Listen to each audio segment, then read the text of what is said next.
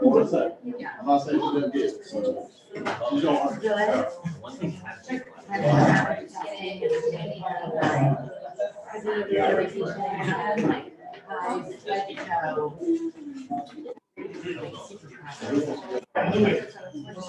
Thank you, that's today. You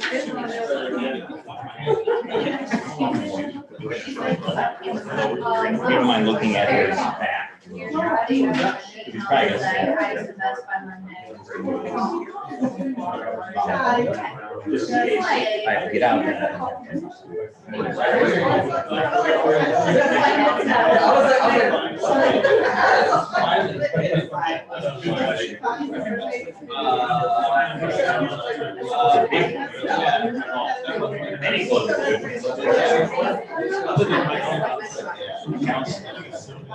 Got them all. I've been watching. Well, 18 degrees right now.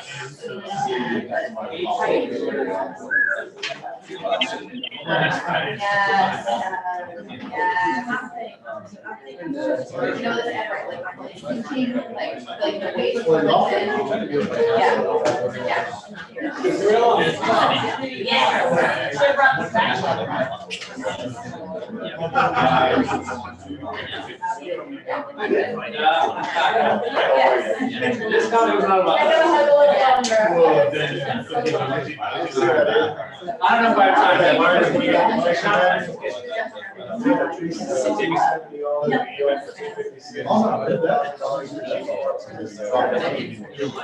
Oh, nice. Are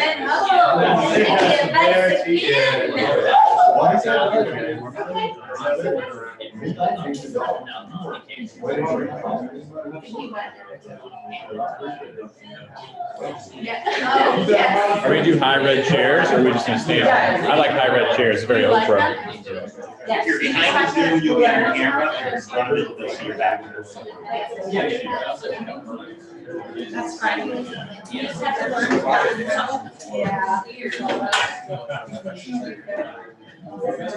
I don't like not being right next to anyone. Like, I mean, if your wife would kill me if I'm closer than this.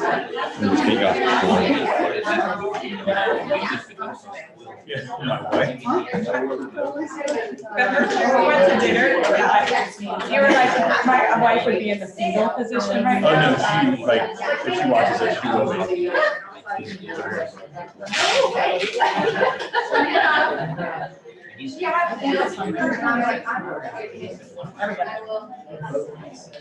I'm so happy to see you. You're in Broadway?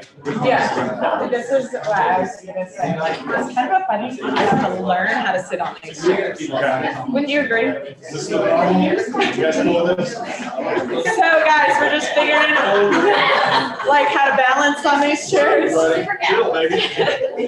chairs are tough now. They really are. I think it's like you bring a guest in here who's never been in here and they're acting all cool and they're like, That's what I do every time. yeah, it is kind of crazy. It's an ab workout. I think you got to put it low enough that you can put your foot on the ground. Kind of stabilizer. Yeah, yeah. So can I just go? Why don't we get someone to like pull in anyone? We have 1 o'clock. Andre, you want to like And it's gather the. Around the church. Yeah, They don't have to get everybody. Let's go. We're not late.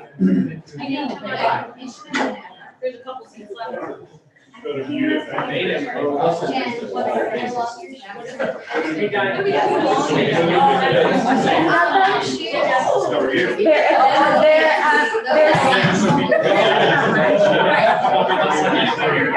They are Spanish picolinos. Yeah.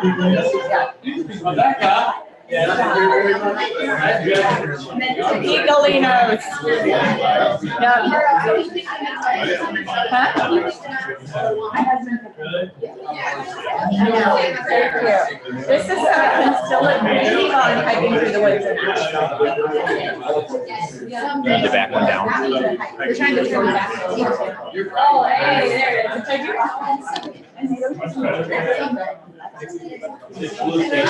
Are we good? Can I start?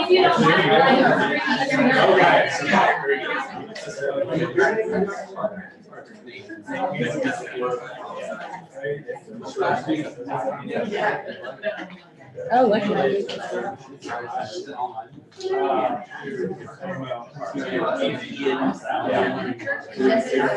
That? That's a I don't- year. So I don't think What do you like your cheat sheet, Jen, to see all the streams of cheat sheet? Yeah, like if we were super professional, we'd have the teleprompter, like Oprah.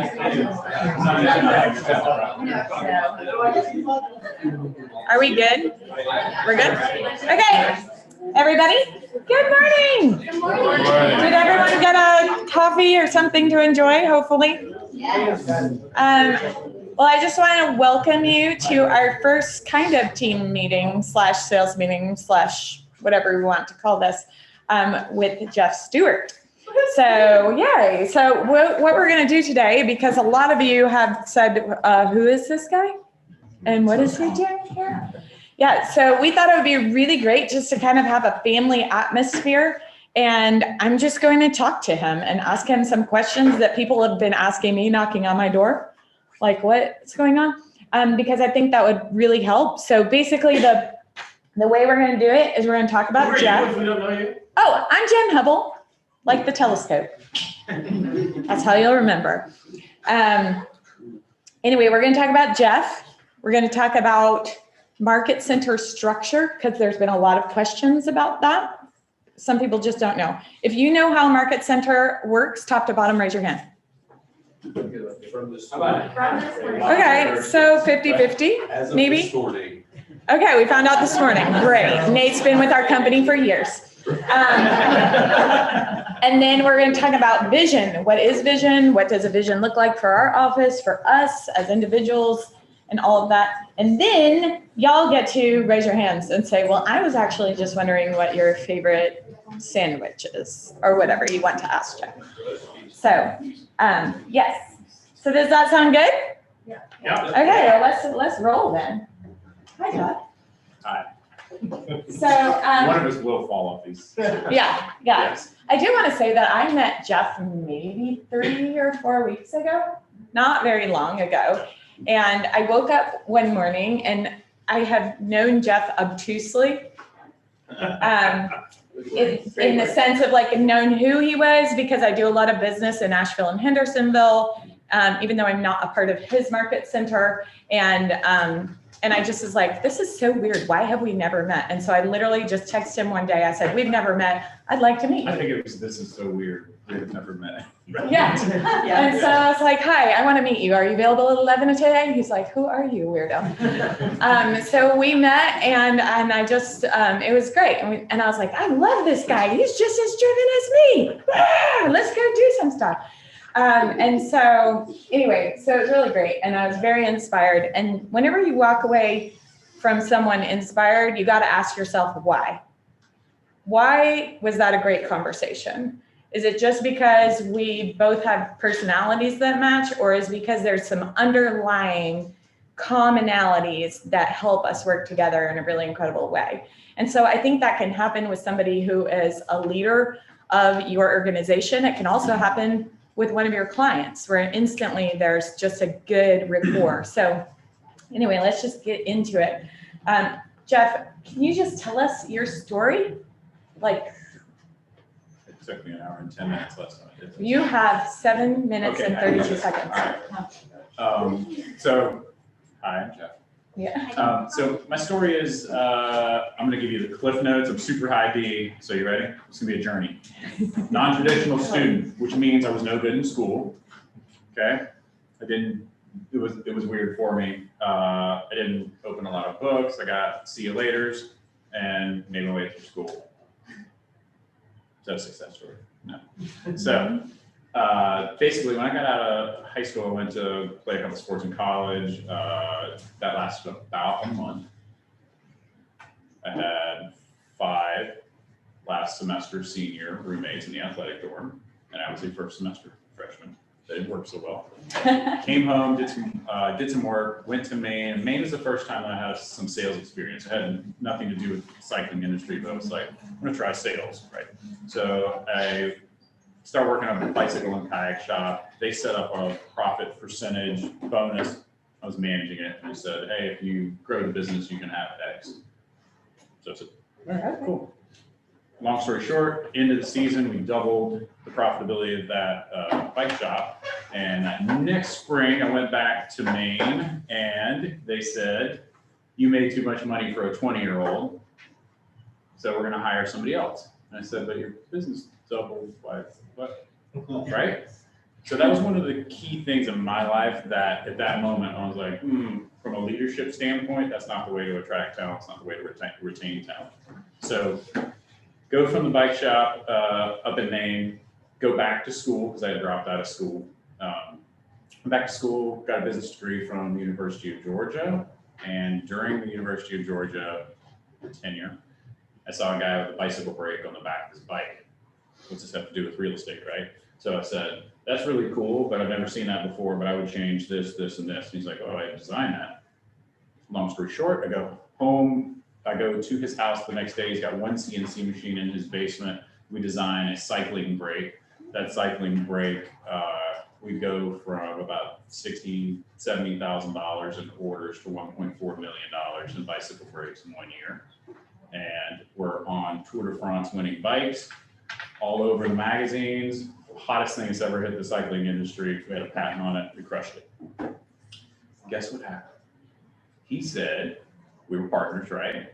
At the end of the year, you'll get a percentage of what the profit is. And in December, I said, looks like the year's finishing up. No. Let's do this. I'm 22, I think, at the time. And I go to pull my agreement out of the filing cabinet. And guess what wasn't there? Yep. And life lesson number 2 wasn't there.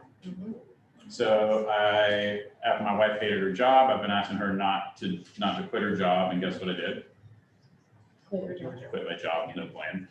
I come back and I say, you know what I'm gonna do? I'm gonna build my own bicycle brake.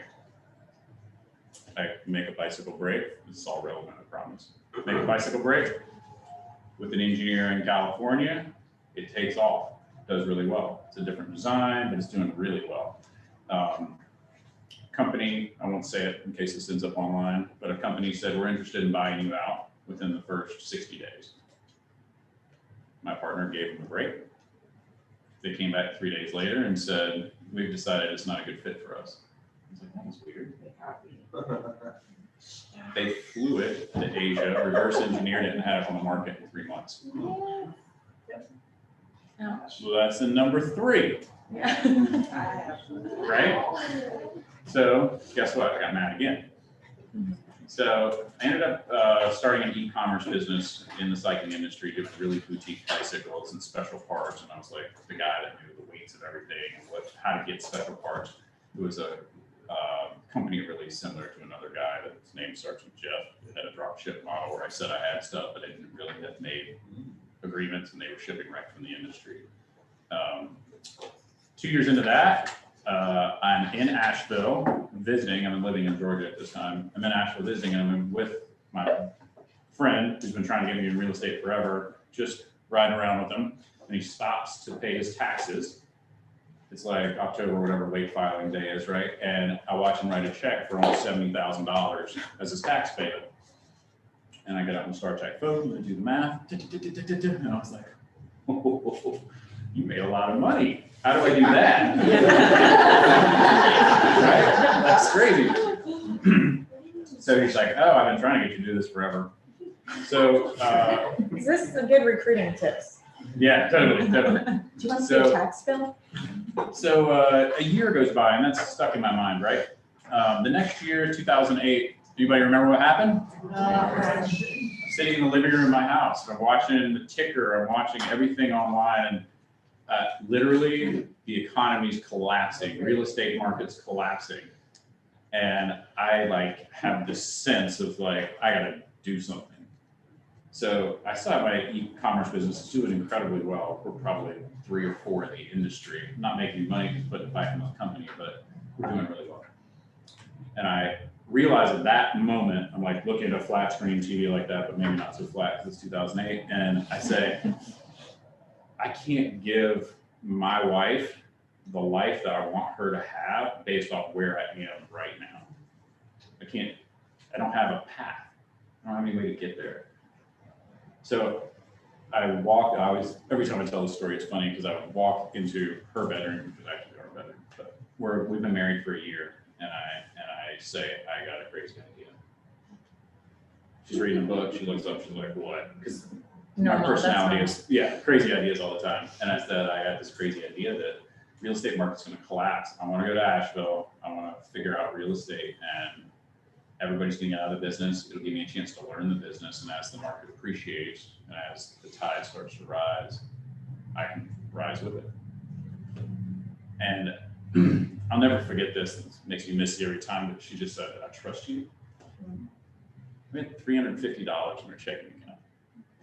That's not an exaggeration, $350. So she was maintaining student loans just so we could pay our rent. No money. And I was like, okay. So this is 2008. I go to Asheville and they have a crash course that I think it's 2 or 3 weeks long. You can take it every day, right? To get your license. I get my license, I hang it. It's November 1st is my cap date by the time I get it, right? And hang my license. I moved to Asheville and I show up to my friend Rory's house. I'm not supposed to say his name, but I do all that. So I show up and I'm like, all right, Rory, let's do this. And he's like, I'm so glad to have you. Where are you staying? And I was like, I don't know.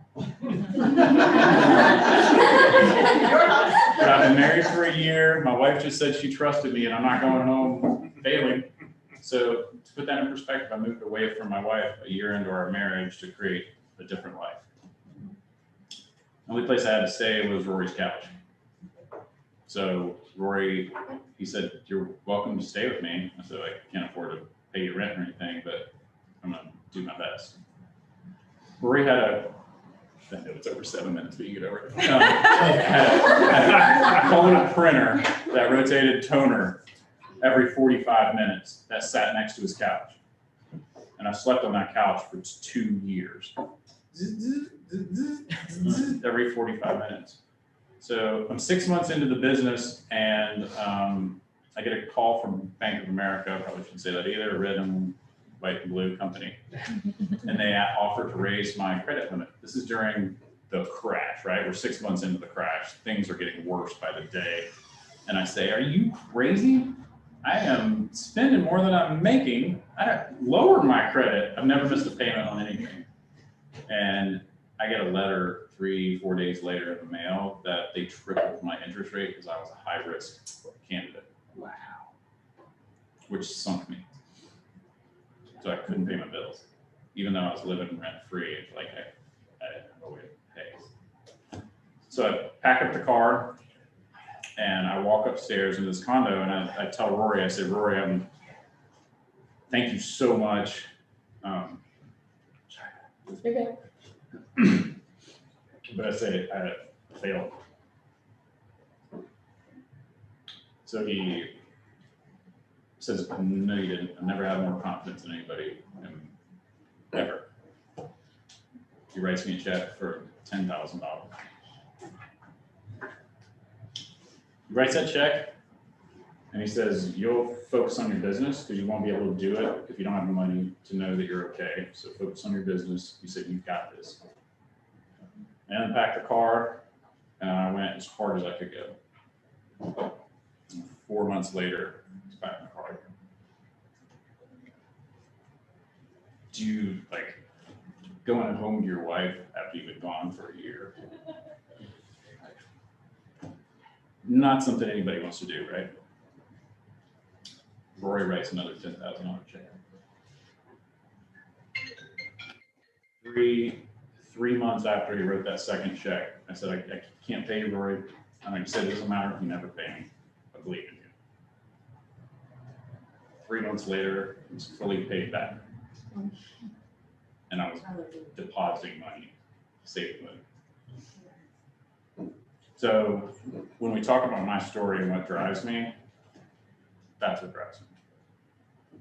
We create ripples in people's lives, major trajectory changes in how we can affect people by just offering opportunity, right? Support. So that's why I do what I do. So I started running my business. My goal in the first year was to cap. Guess how much I sold? They always say it. Go ahead. You capped? No. 1.99. Yep. So capping in my market was 2 million. Second year. Guess what I sold in the second year? My goal was 60,000 GCI. Guess what I sold? 59. 59.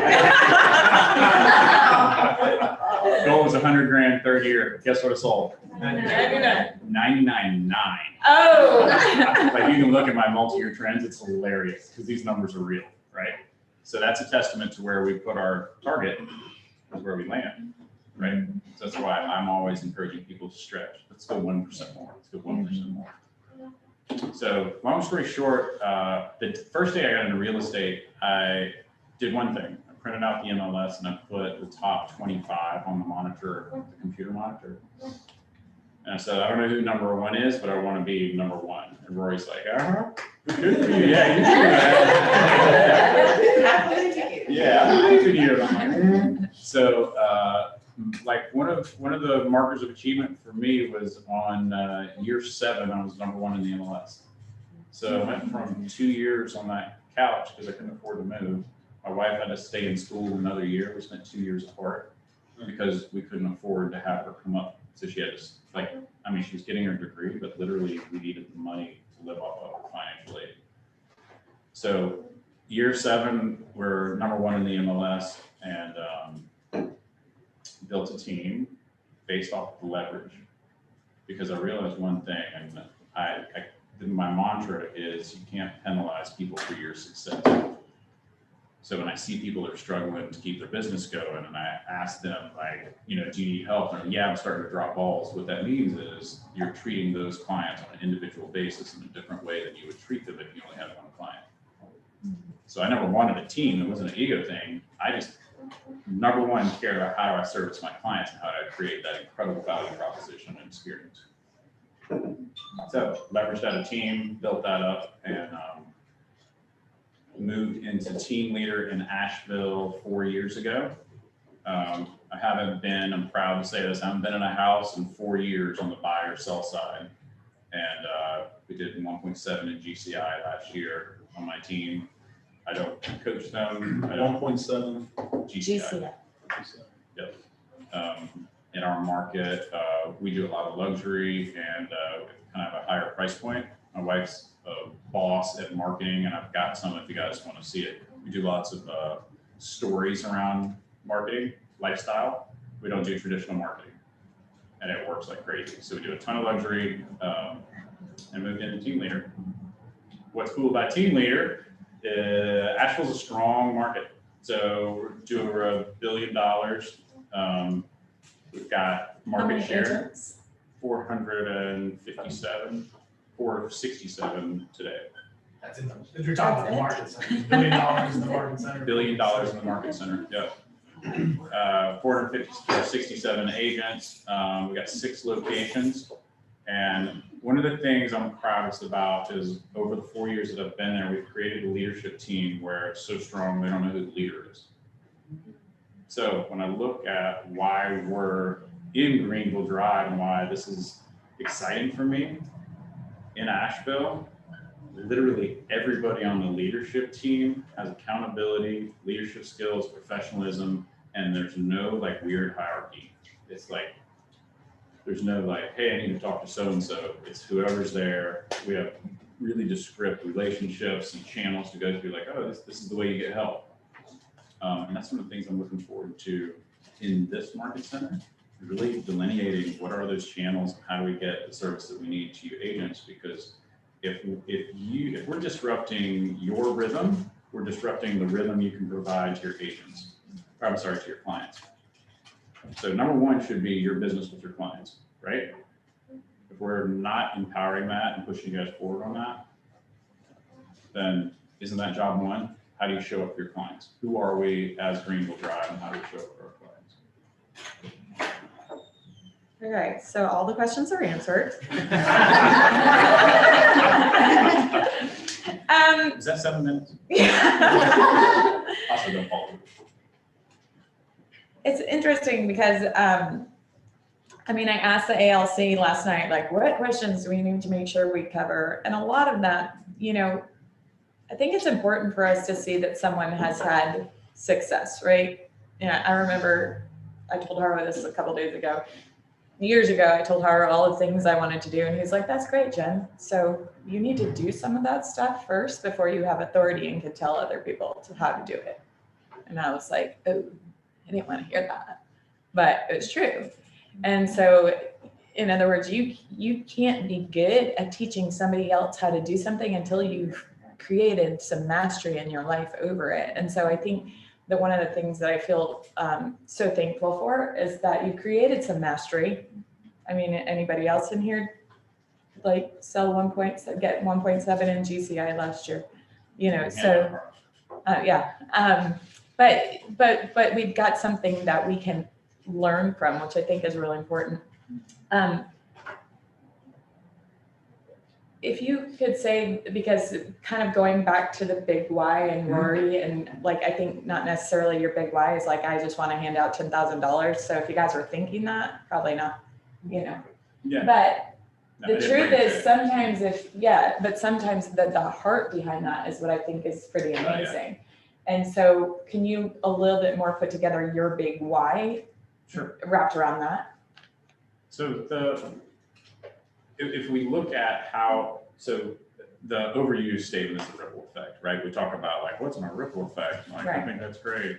Sounds good on the stage.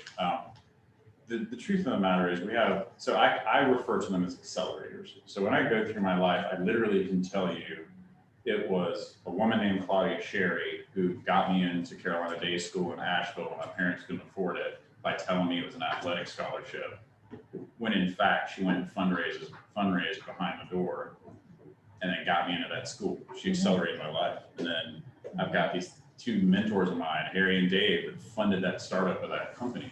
They accelerated my life, right? And then I go to Rory, that was an acceleration. And so for me, I want to be an accelerator. So there's no mistaking that on a one-to-one basis, it's almost impossible to have a deep connection with everybody that you come into contact with, right? So what we do is we establish what are our baselines and our standards, where do we want to go, what's our vision, right? And then over time, I will be able to connect with each and every one of you given the opportunity. And when we have that opportunity to connect, number one, I'm like the most transparent person in the world. Like if you're like, do you like my shoes? I'll be like, not so much. Right? But we did both wear people. We did. Today. We did. But for me, it's that acceleration. So I want to make sure that the places that I'm putting my time. So I have a 4-year-old and a 7-year-old. If I'm not with them, I'm saying something else is more important than them on every decision I make during that day until I make a decision to go get in front of them. Right? So I need y'all to honor that by being real, no drama, bring me questions, needs, like opportunities to help each other. Like, because that's, if I'm not with them, if I'm not with my family, let's make some magic, right? Let's make some magic. So that's what's most important to me, is I want those opportunities to be genuine, and I want literally to move forward. I don't care if it's 0.5%, but we will move forward at every opportunity. So I think that you have a lot of people in this room and on Zoom who they wouldn't have come to this office, this brokerage in the first place if they weren't going to be around the right who. Yeah. Would you all agree? And that's one of the conversations Jeff and I have had about, it's about the who you surround yourself defines you. And so that being said, there's a lot of people in this room and in our brokerage who want to be around people who are growing. Like, we're not going to settle for less than growing. And that doesn't necessarily mean that Jake has to grow a big team, because we all know Jake doesn't want to grow a big team. But that does mean he's still going to grow as an agent. He's still going to have accountability with me as a friend, and also as as something as practical as helping me on the MLS the other day, right? So how do you as a leader take and service both people like Haro and a brand new agent with this in mind? So I got it. It's easy. Listen. Ask questions. Come from curiosity, right? So many times we take our luggage into a conversation, and we're like, all right, I know exactly what you need. You don't know what they need. Look at what their life looks like and say, who are they putting in the center of their universe? And we know by the decisions they make, what's in the center of their universe is most important, right? So let's not create a recipe or a prescription for something that fits our needs or what our belief, the system that they could use. Let's stop, listen. Tell me more about that. What's that look like? What if you don't do that? And then we can move toward actually creating a value proposition that means something. The funniest thing that I hear is like these KW cult people, or the people all the KW Kool-Aid that say like, it's the best, we have everything. You know, we do what we are at a corporate level that's the best. We have a very strong mission statement, right? We also have the biggest toolbox in the industry. The toolbox is only as good as the tools that you would take out and implement. So I have rested as a team leader. My opportunity for improvement was so many times I was like, it's fine that they left. The tools were right there. They just didn't take them. Right? And I wasn't verbally saying that, but in my mind, I was excusing. The truth of the matter is it was on me, because I didn't get to know them enough to know what was important to them to help them align with the right tool or the right relationship or resources to move forward. And I'm real clear about that. So that's why I don't believe in this blanket, we have it all, but I do know that this is literally the most incredible company from an opportunity standpoint. Regardless of what you want, we can build it. It doesn't have to be business. You can tell me I want to work 20 hours a week and make X. Let's build it. Okay. Just because I know it's a question, I want to make sure that we address it so people are like, you said you weren't going to say that. Structure, KWRI has a model for how market centers should work and run. And as we all know, models create success. So can you just, for everyone, because it was like about a 50-50 in here, this is kind of how a Keller Williams office looks, just so everyone knows. And this is kind of what we're seeing here at the Drive and how we're moving forward. So org chart is basically what you're asking about. Okay, Yes. Cool. So there's a lot of like different opinions and like confusion around who does what. So outside of our Keller model, the broker in charge typically runs an office, right? So they're like, I love my broker. I'm not leaving because I love my broker, which means that's the person that runs the office. In the Keller model, and what I want to make sure that we move toward with lots of conviction is the OP, so is not the team leader. So the team leader is somebody that is CEO or manages the office. Part of the team leader's job is recruiting. The OP does vision. Where are we going? Who are we as Keller, as a Greenville Drive? Who are we? Right? So once we know who we are, we can align with the right people. We can protect the culture that we have. And I believe y'all do know who you are, but I'm learning that, right? So once we know who that is, then we can move toward that. OP does vision and literally money.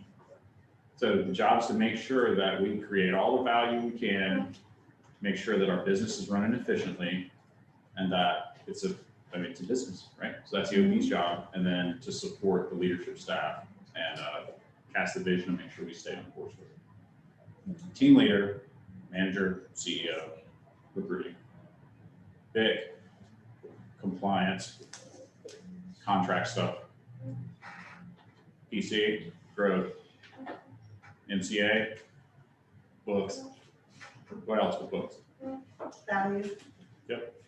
Making sure we're delivering at a high level to the agent base. So we're gonna kind of flatten the org chart a little bit to make sure that you guys, as a leadership team, meaning we, not an I, that you have a resource to go to and you know where to go for those. So what I keep hearing is confusion on the org chart. So let's put it on the wall, right? If you guys want to know what the org chart looks like, let's put it on the wall so you guys have a clear understanding of what that looks like. Okay. Very good. Hopefully that answered some questions. What even attracted you to this group of people? I'm kidding. No. Ooh. Yeah. So I honestly, it's the longest runway. When I look at how long you guys have been in business, who's in business here, who the people are, and where I think you can go in the market, you guys have the longest runway. So my biggest thing in life is I don't do good enough. I've actually gotten out of business with people on my leadership team because they said, it's good enough. I'm like, awesome. We do that somewhere else.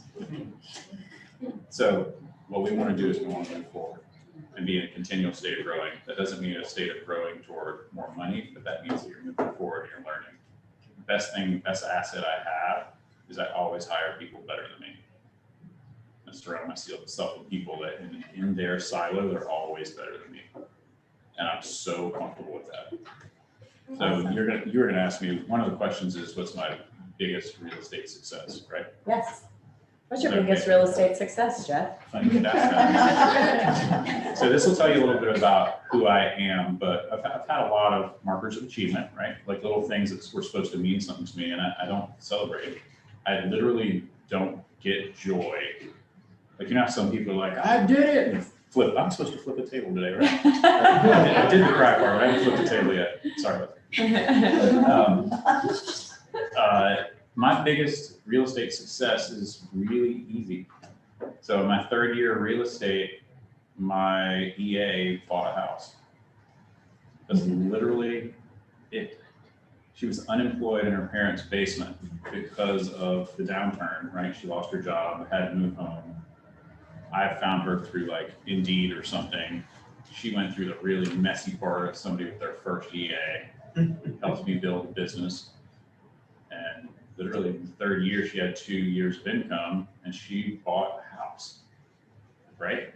And to think that somebody just selling a couple houses, like in your mindset, even if you're relatively successful as an agent, you don't see it as a business. You're just kind of doing your thing. I don't know what's going to happen tomorrow, so I'm going to work extra hard today. And the reality of that landing, when she left the closing table because of business, it was like a real business at that point. I knew that I had created something that could create opportunity for some other people.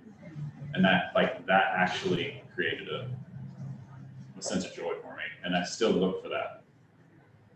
The person that is taking over TL in Asheville she sold stretchy pants, right? It's like our joke because she was in the yoga industry and she's moving into TL.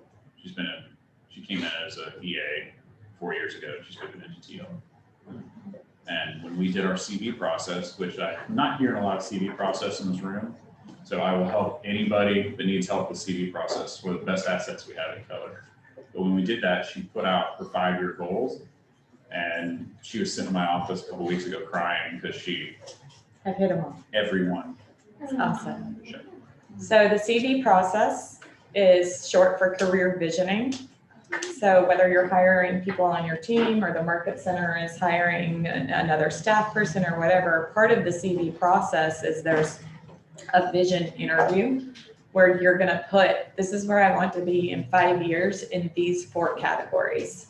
And it is pretty powerful because when you first do it, you think, I don't know if that actually could happen.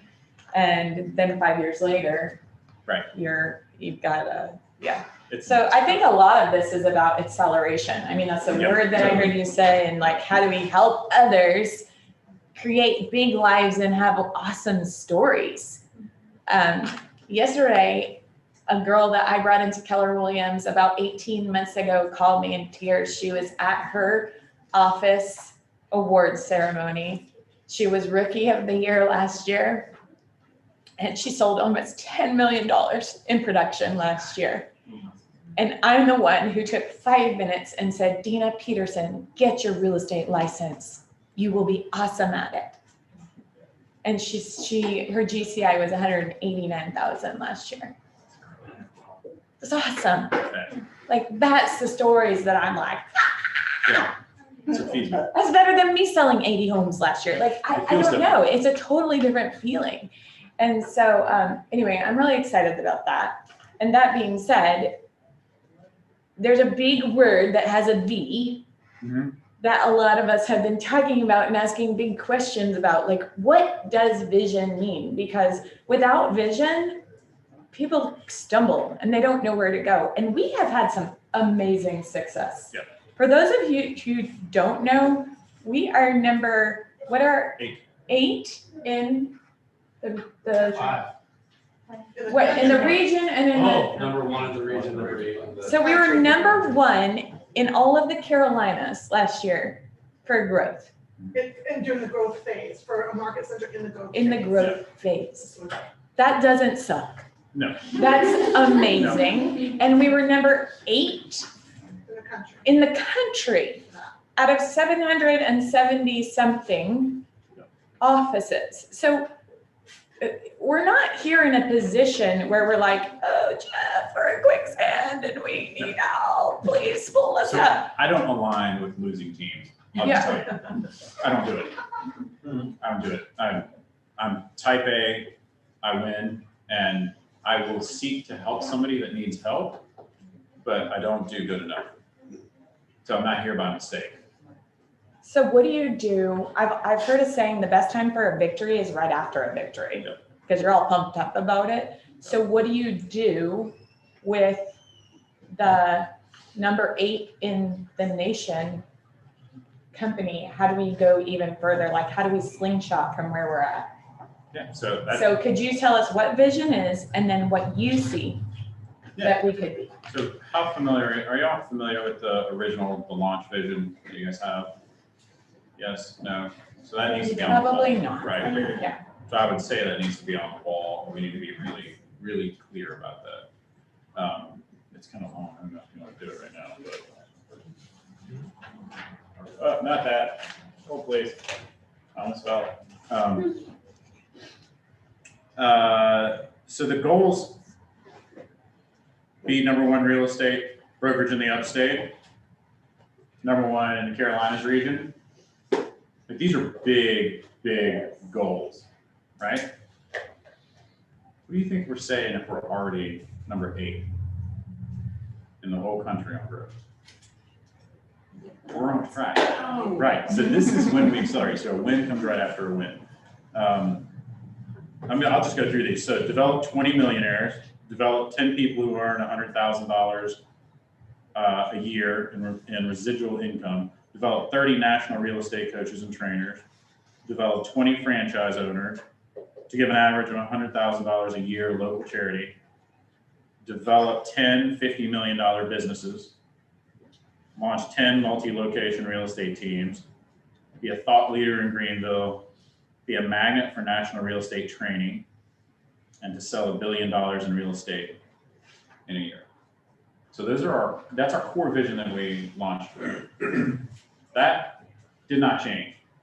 What we need to do is, it's a GPS. Where are we now? What successes have we had? And then how do we get to the next steps? Number 1 thing is, I think we have to protect who's here already, the culture that's here already, embrace it and protect it. It's pack mentality. Like it or not, and I can be a little abrasive, I didn't think that was, but it'll probably get worse. Pack mentality means understanding who we are and not accepting something lower than our standards. That's right. That is a beautiful thing. So I have a personal vision. The people I've met right now have kind of blown my mind. And I would not say that if I did not believe that, just to be exciting. I literally wouldn't do it. I've had amazing, really high integrity and transparent conversations with people I've talked to. What I want to do is make sure that we know who we are, and that when people from Keller Williams Drive are doing deals, co-brokerages, when somebody sees you out in the community, that they want to know what's going on at Greenville Drive. I just want to know what's going on over there. So we have two ways to get people interested. Number one is we promote and attract them to us, right? Or we have the law of attraction where we define our standards and then people are drawn to us because they want to be part of that. So that's the vision. We want to protect at a really high level who we are and have those people asking what's going on at Greenville Drive.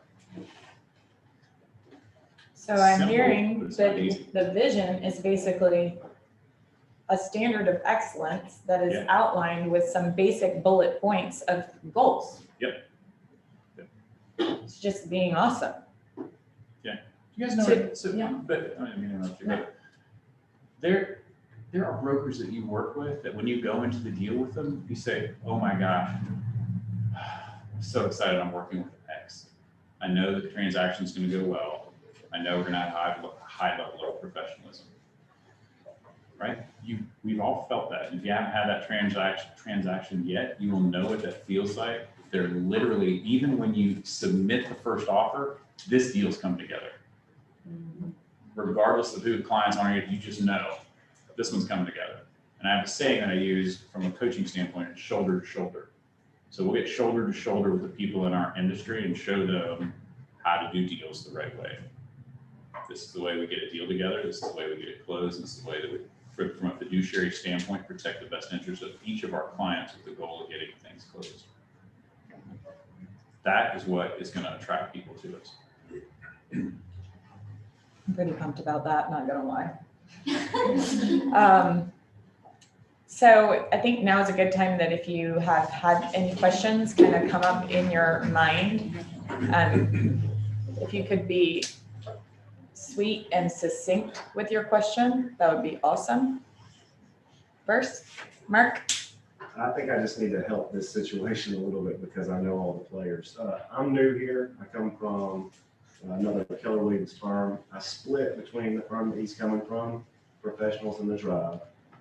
When I first took Bold 2 years ago, Jeff was there. The Puffer family, great family. That was Sherry's the OP up in Asheville. She could have anybody she wanted, and she had Jeff. And I was sitting at the table with her son. And Brad, I kind of gravitated to him on our little breaks, and I would be around Jeff and that group. And there was a night and day difference in the way that they were and the group that I was with, which was strikingly different. I made a decision to leave where I was and to split last year. And when I got over to Asheville, I had never seen the level of help and attention that I got from this person standing in front of you right now, sitting in front of you. If he doesn't fall off the chair, don't fall off the chair because of what I'm saying. But I have never experienced the level of assistance and help and a joyful personality in any, and I have worked everywhere and done everything in my life. So this is like that time that the Yankees got Babe Ruth from the Red Sox. What you're getting out of this, that's what's going on here, right? And I think that all of you are going to be thrilled to have Jeff in business with you. That's awesome. Thanks, Mark. I'll pay you. What else? Who would have the next question? We learned that in Train the Presenter. Who would have the next question? So, reason I'm bold graduate, and we talk about this a lot, health Catherine and coaching. Failing forward. Yep. You failed forward quite a few times. What I want to know is what did you lean on inside of you that kept you going? Because a lot of times in coaching and so forth, we all fail. Mm-hmm. However, you can see it when you're talking to the person, and they just want to give up. You have something special inside you. What was it that I can see? What was it that you truly leaned on as you fell forward each time? And maybe some of those who don't know what fail forward means, what it means. Yeah, so failing forward is just as it sounds. I mean, you fail, but then you incrementally move toward that success. And then one of the questions we do during CV is how long will you fail before you succeed? And my answer is I don't fail. Now, that's not an ego statement. What that means is I will get back up every single time. Now, when you ask me what motivated me, it's real easy. So as a younger person, it was ego, because I wanted to be the best, right? And some of that was like some mommy issues where I didn't feel good enough all the time, but ultimately I just wanted to be the best. So I just kept getting up because it meant something to me. It's how I identify from an ego standpoint. The reason I now attach to people and their successes is because that means more to me than my success. And I won't let people down. So when I seek those relationships and when I ask you questions that are uncomfortable, I think Aaron wanted to kill me yesterday.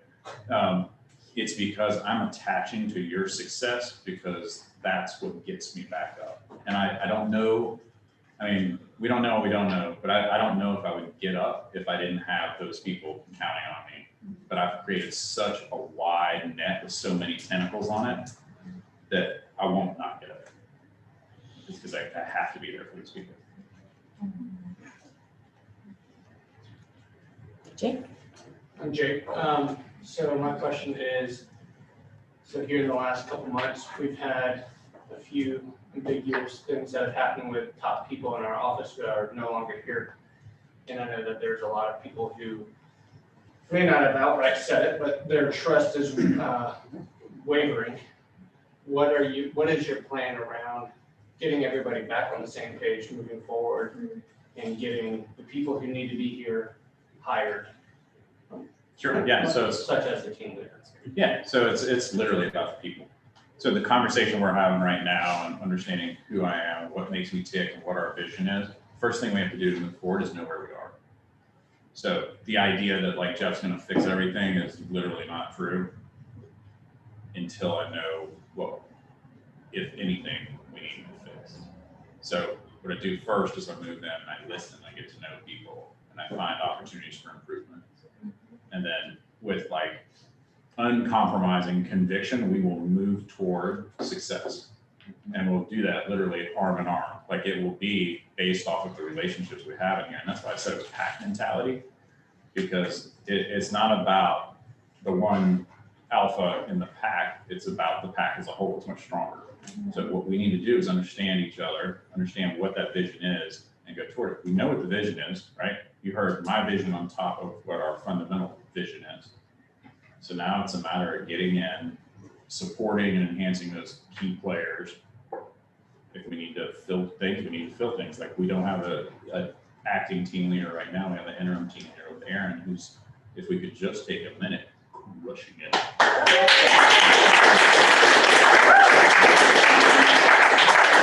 For all you know, Aaron will crush any recruiting record we've ever had this month. 17 gross agents. So that's based off of grit, right? So he keeps getting up. That's the people I want to align with. So one of the reasons I'm sitting here is because of this person. Because in my value lens, so I have a lens of words that I use to dictate every decision I make in my life. I look through my lens and I say, how many boxes does this check in what my fundamental values are? And I told her, I said, my like thing I hate more than anything in the world is where I'm dragging people across the finish line. Right? Why don't you What show did them I you say? did? No, show them what you did. I Do it. said, oh, you won't have that problem at the drive. Let me show you what our runners look like. She did this in my office. So, I was like, so she's like, we're all standing there We're in the blocks. and we're waiting for the gun. So she said, if you want to run, this is the group of people you want to run with.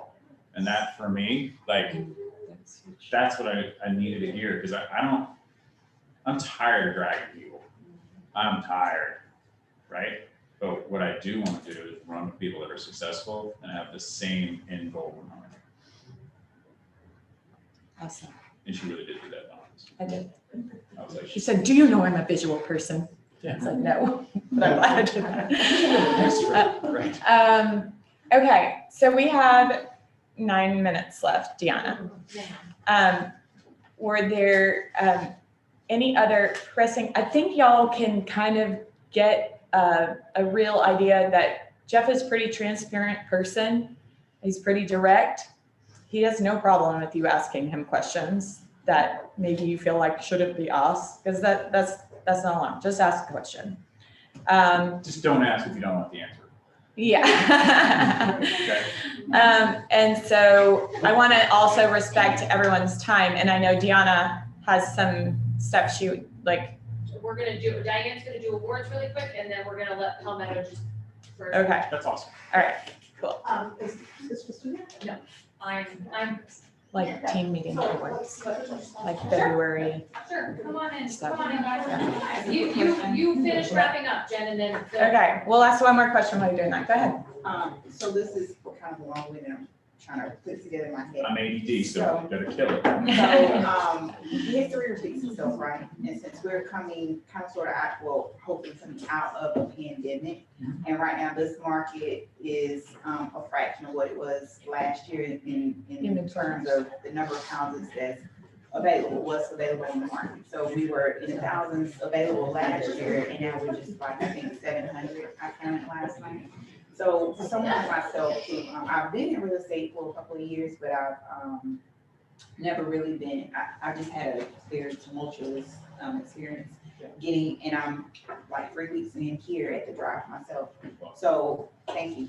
So looking to be a listing agent, how do you help someone like go from where it's kind of a struggle getting the inventory to help build that business? Like, is there a vision that you have so that if the market collapses again following this pandemic with all the foreclosure and everything that says going to happen? Like, how do we? Can I answer it? Or you want to answer? Did I get that? I just want to let you know that since you're 3 weeks in, we have what's called an agent leadership council. On that, we have an education committee, and we have had that exact discussion as how do we make sure our agents are the ones taking the listings in this market?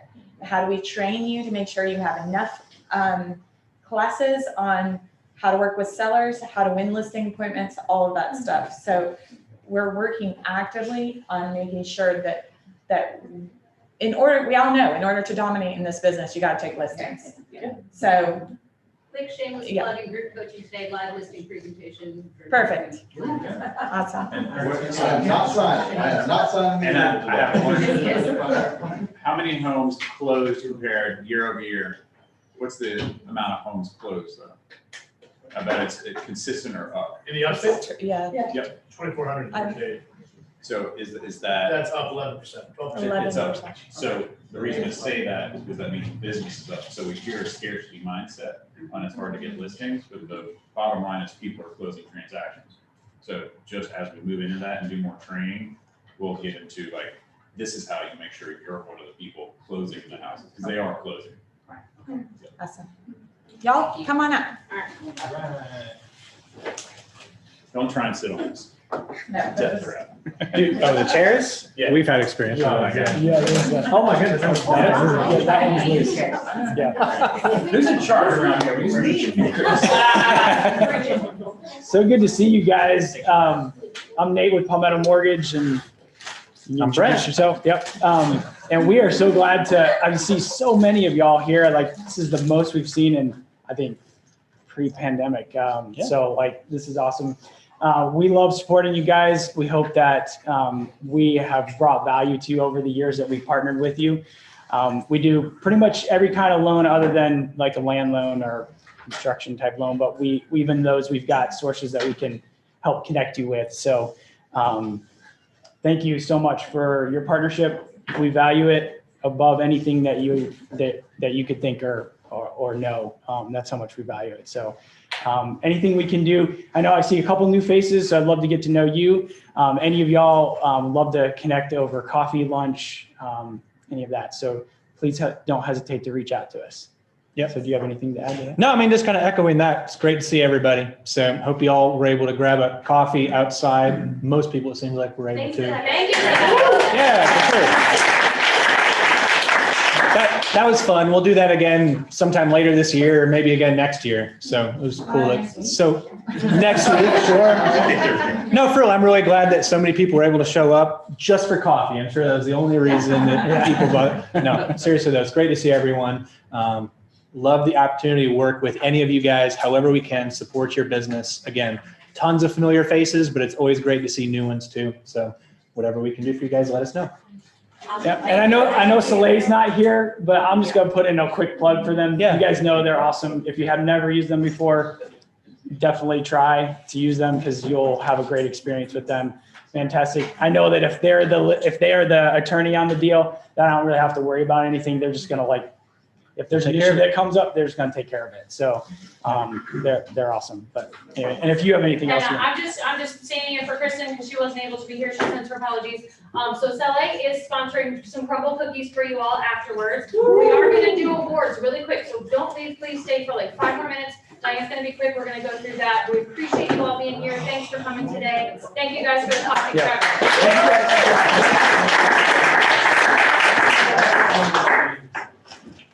Oh, thank you. Yeah. Oh, I have somebody else to throw for me. Yay! I'm so bad.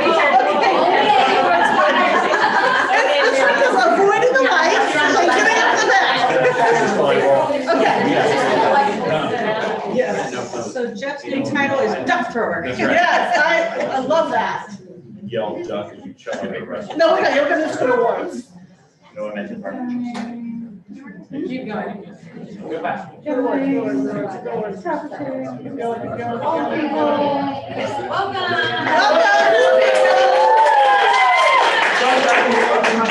About time Hunter door got on the. That's right. And Evan Shandon is the craft, and birthdays, happy birthday. Kirby's birthday today. So, Kirby's birthday's today. Awesome. No, just wanted everyone to know. So top team or group for closed units, the horror group.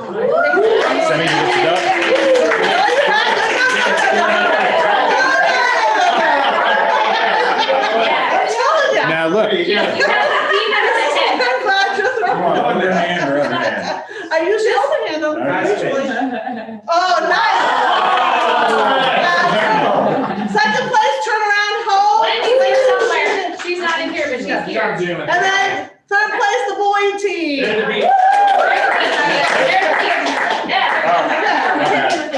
Listing units taking, power group number 1 again. Hey. Turn around. And the speed group number 3.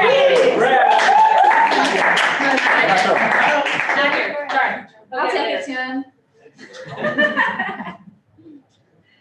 Next slide. Oh, that is. I'm sorry, top volume closed. The horror group, number 1, for top volume closed. Turn around, office number 2, and boy team number 3.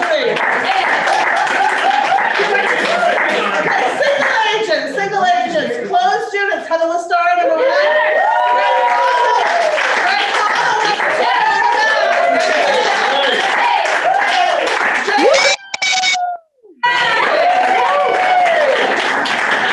I think that's his first time on these slides, maybe? So congratulations. Listing units taken, Brandon Napolitano, number 1. He's out there He's somewhere. out there in the morning. Let me hit He's that here, bell. he's here. Teresa Ramsey, number 2. And Jason Quinn again.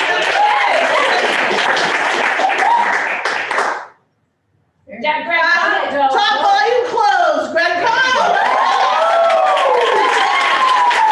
Greg Cummings, number 2. And Heather Lestar, number 3. Oh, there's 3 back there. Oh, look. And we don't throw ducks for this part, but here's the top 10 for volume closed.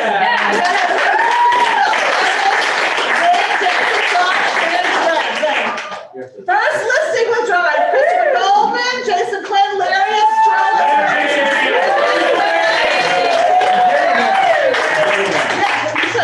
Stephen Cash is sitting there, he's not here. And then first close,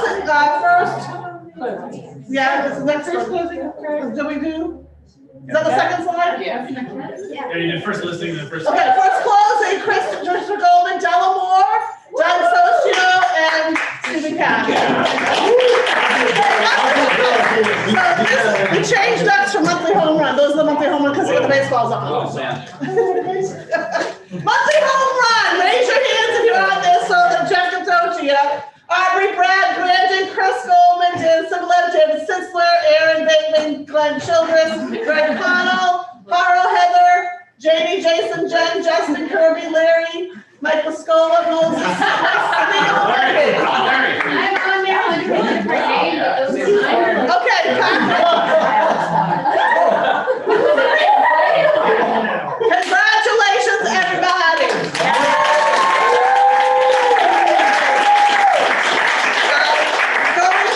Crumble cookies. Oh, I just love it. Sandra's here, so.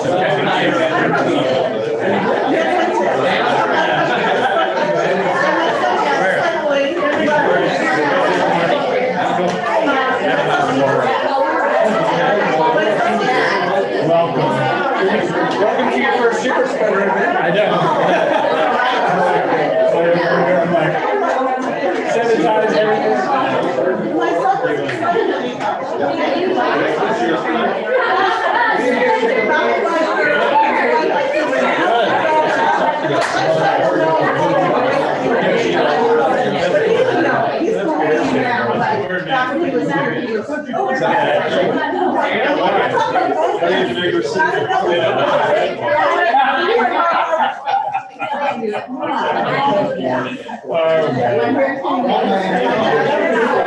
You too, man.